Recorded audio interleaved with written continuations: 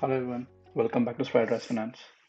In today's video, I want to go over the transactions I made in my options journey for the month of May.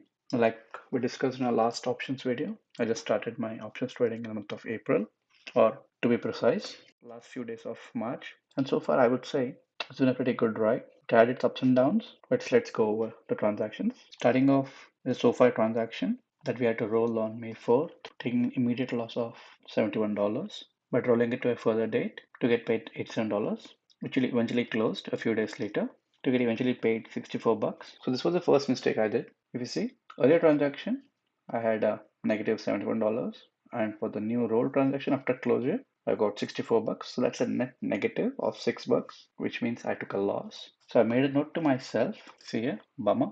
I should have sold at 15 cents instead of $22. So that $7 difference is a loss I had made. So yes, properly calculating how much you need to sell your option out to matters a lot. But it's good to have such mistakes in the early part of your investing journey, or should I say options journey, so that you don't make that mistake again. Then we had a new transaction on Cleveland Cliffs that netted us a profit of $21. Then we had a covered call on Medical Properties Trust that eventually profited us $12. Then this was another bummer that I had in my transactions. Bank of America. I had opened this contract on May 5th, but because of some mistake of mine, the expiry was way out in the month of June, which I received $204, but then I closed it and got a hit of $1 because this I rolled it back to a closure date and was eventually assigned. Then we had a covered call on Ford. Now, Ford is one of a very good low price stocks that teaches us a lot by not either gaining or losing much. So it is in that $12 to $13 sweet spot. So if you have $1,200 or $300 as a capital investment, this is a perfect stock to start the options journey. So for this covered call, I had made $18 in profit. Then I had a cash equity put on Hecla Mining. So this was another bummer transaction. I should not have opened an option on this particular stock in this particular week of May 5th, because what happened was that week was the results week for this company. As you can see here, it took a massive dip after the results were announced, and because of that, I couldn't recover beyond point and the stock was eventually assigned. Yes, I did make a profit of $17 on it, so no immediate complaints. Then at a cash equity put on SoFi, resulting us a small profit of just under $5. Then I had a similar cash equity put on Manchester United. This was a very good transaction. It netted me close to $64. Then I had a cash equity put on Bowlero, which also took a massive dip in the middle of the month, and that resulted in the stock getting assigned.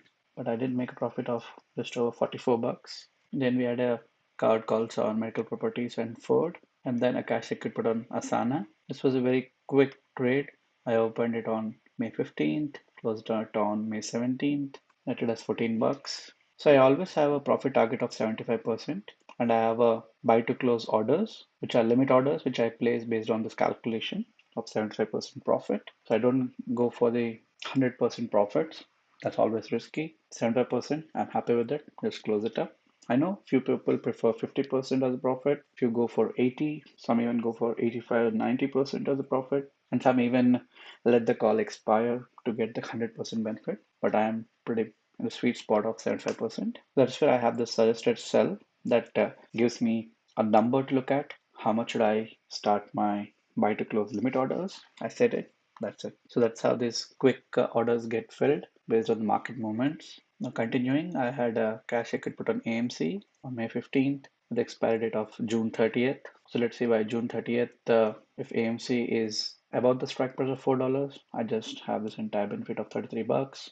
If it is less than $4, let's see if I have to roll it or I'm happy to take the assignment. Then we had a covered call on Medical Properties, then a new covered call on the Bank of America stock, which was assigned to us earlier in the month. Then I had a cash equity put on Corning. Corning had a pretty rocky month of May. As you can see, it's just went up and down. I wanted to get this particular stock assigned because Corning had its ex-dividend date on May 30th, and when I opened this particular option on May 17th, I chose a strike price, which I calculated that I would get assigned, and it did happen. And I was assigned on May 24th, and I got a hefty profit of $124 here, which I'm pretty much happy with it. Continued my covered calls with Medical Properties, gaining me $20 over here. I started the covered calls on Bolero.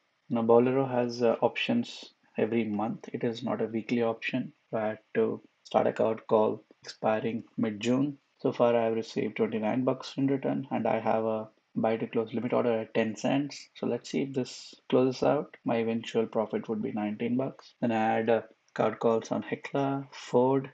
Not much to gain here, giving me just 4 and 5 bucks each. The reason for such low profits over here is basically towards the end of the month of May, the markets just started going up and up because all the uncertainty around the debt ceiling was getting resolved. So as and when the markets feel sure about its immediate near future, they just go up. And when the markets go up, the volatility decreases, as you can see here with the VIX. And when that happens, your premiums get impacted because options thrive on volatility. And when that is low, the option premiums are low. Now coming back, I opened a cash secured put on Rivian. It's still open. Then I add plug power with the cash secured put. Then other covered call with Corning. So these are open. So all the closed transactions are grayed out. Then I had a cash secured put on Marathon Holdings and a closed covered call on Ford. And then finally took out calls on Hekla Mining and Medical Properties. So that's pretty much all the transactions that I had in the month of May. So if you see here, the count of transactions is 56 for the month of May. So how much did we eventually make in our options income for the month of May? The total comes down to $546.65. The capital invested was $12,518, netting us a return of over 4% for the month of May.